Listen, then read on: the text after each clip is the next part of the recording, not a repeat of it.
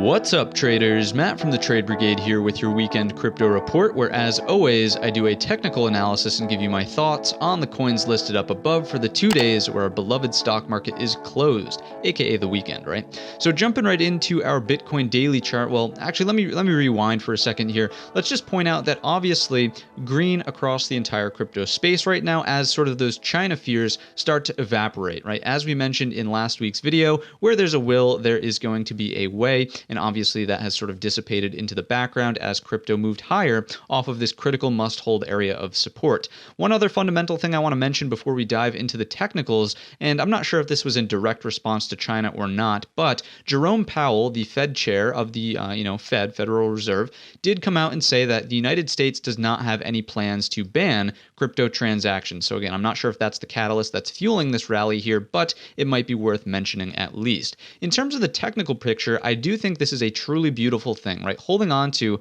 the prior top end of balance here, you can see all these touches and interactions. This was the must-hold area at that 41,150. Again, we'll call it for round numbers' sake, and clearly that's resolving to the upside. So that's a really positive thing for the crypto space as a whole. Remember that if we're making forward and upward progress, we do not want to return to areas where there was a lot of time spent, right? We want to venture into new areas, and notably, if we just scrunch the chart up, the next major one to contend with would be getting back up into this and getting price acceptance into that area in there, right? But that's a different story for a different time. We got to take this one step at a time, of course, but that's how we look at forward and upward progress, right? We do not want to return to areas where there was a lot of time spent. We want to keep exploring and pushing to the upside. Regardless, though, what are we going to do about this over the weekend and potentially next week if that's your prerogative to trade? Let's drill down to the let's go with the 4H for 4-hour time frame chart.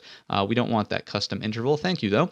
And what we're looking at here is a move, very impressive move, I might add, from the lows all the way into a known area of resistance, right? This overhead area of supply right here, and we're kind of coming into it without any major pullback or pause from the breakout of this area right here. So what would we expect, right? It would be a very reasonable thing to sort of expect either sideways price digestion, so something that looks like this, or some sort of pullback to digest it through price instead of time. What would be the critical must-hold area if it does come through a price correction, aka pullback, right? I would argue it's just this, right? And that's going to be at $45,300 per coin, noting that, again, it's respecting the top end of this range. And just like we talked about from the daily time frame chart, if we're making forward and upward progress, we do not want to return back into this box down here. So an aggressive pullback could take us into that 45.3K mark, and from there, we would be on the lookout for hammer candles that print, indecision dojis that print, right? Basically anything that makes you question, is this pullback here ending? Can we flip long over the highs and then get back up into some of these overhead targets? That would be the pullback area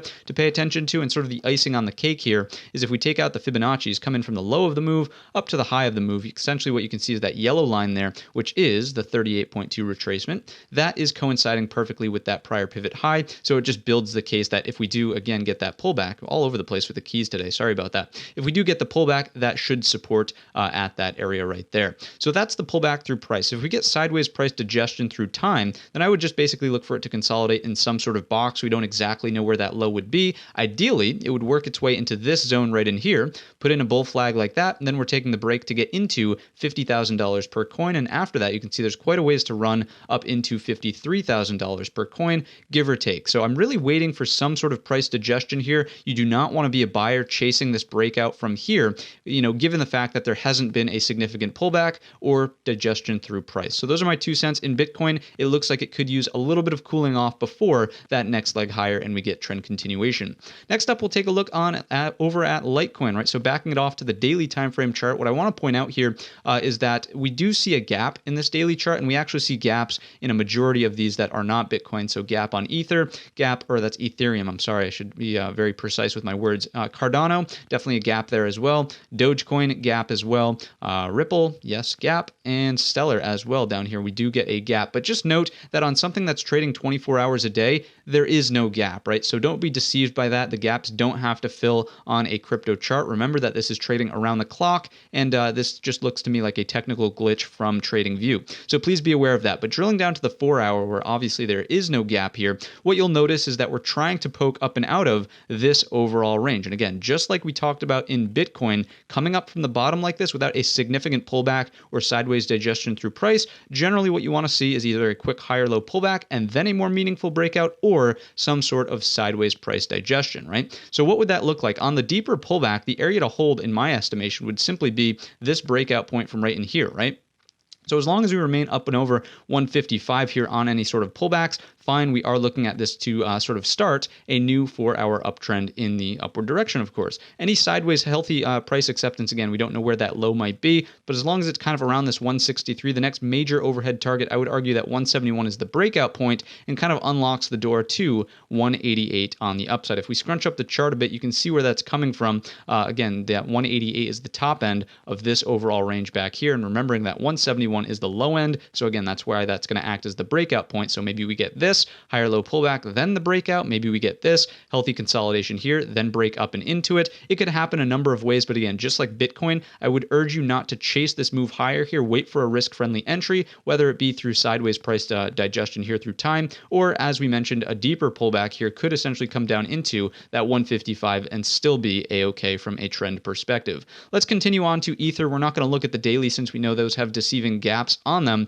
but on the 4-hour time frame chart, what we're noting is, again, we are getting a significant move to the upside here. We are taking out an area of resistance, and we're coming into the next major area of contention. Not so clear in this section of the chart, but if I scrunch it up, you can certainly see that it was strong resistance in the past here, as well as here at 33.45, right? So I am expecting, just like we are across Litecoin and Bitcoin so far, you'll see this is a recurring theme, some sort of higher low pullback to develop. Ideally in Ethereum here, it holds on to the breakout point, right? Those prior highs in there at 31, let's call it 31.75 for round numbers sake. So pullbacks to here with hammers that print, indecision dojis that print, you know the deal. We are looking at anything that makes you question, is the pullback ending? Can we flip long over the highs and then get back up into that 33.45? And after that, note that there's more room to run, arguably up towards this 3600. I wouldn't cherry pick the highs from in there. It's probably going to be something like that, noting that we had more important resistance here. Sure, we did break it, but hovered around, right? And then on the dead cat bounce did reject one more time at that 35.50. Let's just call it 35.50 for round numbers sake. So those are upside targets here. And again, expecting some digestion of price either sideways through time,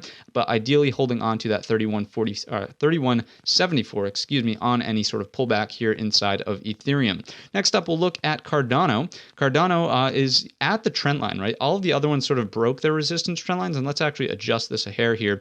Not as accurate as I would have liked. Not sure what was going on there, but kind of at it, right? So you can see anchor, touch 1, 2, 3, 4 right here as well, and we're getting into it right now. So again, coming up from the bottom, off of this double bottom, right, might I add. So touch 1, touch 2. Where's your neckline? Right here, breaking out to the upside. We are coming into resistance, and we haven't broken it yet. So I would say this is not the one to be playing to the long side right now. I would wait and see if we can get, again, either a higher low pullback that respects the neckline. So let's draw that in.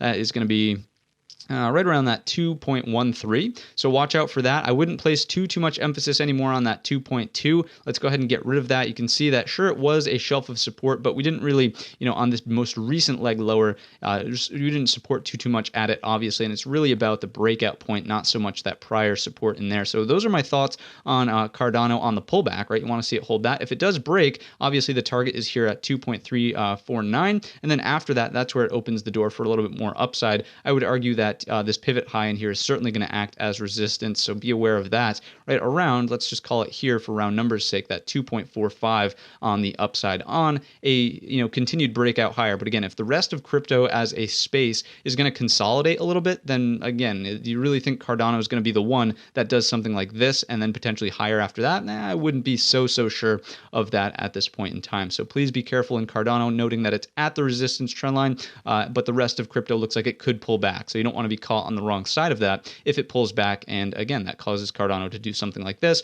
with the rest of the crypto market. Next up, we'll take a look at Doge. Obviously, no surprises here, the weakest of the bunch, just the meme coin, right? There's really not much to say about it.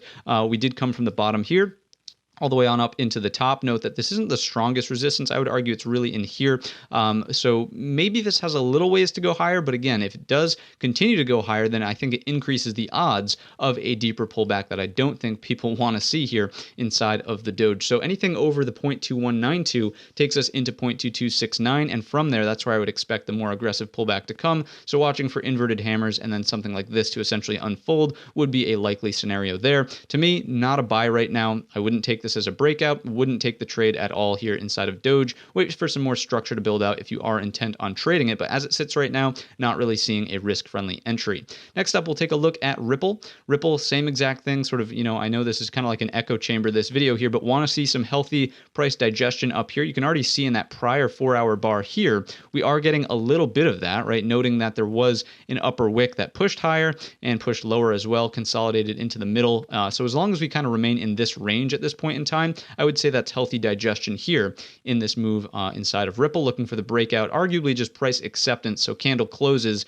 that happen up and over the 1.05 mark to take us into the next target overhead. That's going to be at 1.1385. To the downside, you want to see this hold as support. It's the prior pivot high from in here. Also, we didn't close that range candle, this one in here underneath it. So again, healthy consolidation here, breaks to the upside most likely, but if it does take it out, please be patient and wait to see what the reaction is down there at 0.9254. So that would be my downside area. Just noting there's a lot of chop around that area. Obviously, this support is a little bit lower at the 0.88 zone, but again, I would expect all of this value that's been built in here to essentially cause some sort of bounce if there's a 100% retracement of the up move, which is essentially this. So something like that would expect a bounce at this area right here. Next and lastly, we have Stellar. We're not going to take a look at Hex in today's video. It just continues to go sideways, holding up beautifully in the face of all this volatility. But inside of Stellar, what are we seeing? Well, just like Bitcoin, more like it, we are seeing that move from the bottom up into a known area of resistance. So we would expect a higher low pullback and then watching for the breakout up and over this 30-cent mark. So up and over that, we do get going into the 0.3136. I mean, you can look at these decimals on your own. And then after that, the 0.3291. So don't get me wrong, definitely some overhead room here to run. But, in terms of percentage gains, nah, I don't know. It wouldn't be my first choice to trade here, Stellar specifically. If we do pull back, the main area to watch out for is the neckline of this sort of inverted head and shoulders here. The breakout point was at 0.2821. So if we pull back, want to watch out and make sure that that does provide some sort of higher low. So being, again, on the lookout for hammers, indecision dojis that print, something that would basically make you question, is this pullback here ending? Can we flip long over the highs and then get back up into some of those overhead targets? So that is going to wrap up this video. Apologies for it getting cut off early there, but I did want to wish you all a green trading weekend, and don't forget the weekly watches video comes out on Sunday. I hope to see you all there.